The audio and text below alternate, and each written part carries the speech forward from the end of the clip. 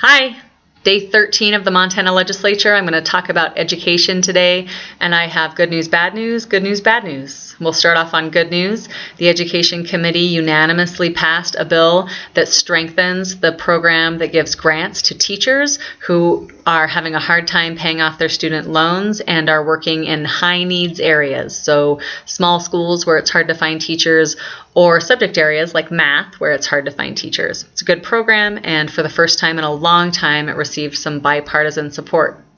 Bad news, the committee tabled on party line votes the bill that funds the tuition waivers for veteran students and for Native American students at our colleges.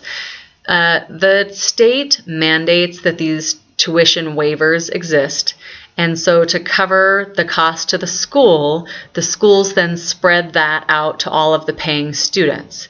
So it's not fair for the state to say that these waivers have to exist and then not fund them, and it's not helping the student debt crisis in this state for all of the students to have to take on a little bit more debt for these students. Good news. A bill to provide $100,000, which in the scope of our state budget is not even a drop in the bucket, for elementary arts, passed the committee today barely. We thought it was going to go down on party line votes, but guess what? We have teachers on the Education Committee. 2 Republican teachers broke with their party ranks to pass this bill out of committee.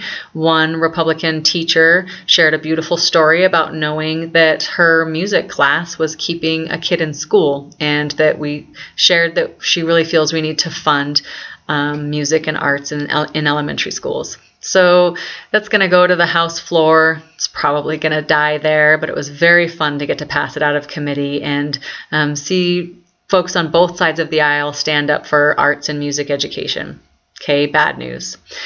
Bad news is that the committee today on a party line vote killed the bill that provides free college tuition for two-year schools, community colleges, and tribal colleges. A $1 investment in education by the state gives us a return on that investment of $4. It's a 1 to 4 return. So it's a really good thing for the economy for us to invest in education.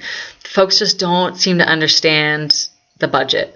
Montana is facing a huge worker shortage, and free college tuition at these 2-year schools would go miles to help train workers.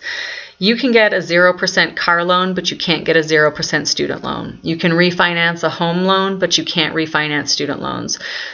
We have a crisis of student debt in the state and in this country, and the states need to be taking steps to fix this crisis in order to send a message that it needs to be fixed on the federal level. Which brings me back to something that I'll be saying in these videos a lot. The budget shows your values. The Republicans are the majority. They have the ultimate say in what goes in this budget, and it reflects the values.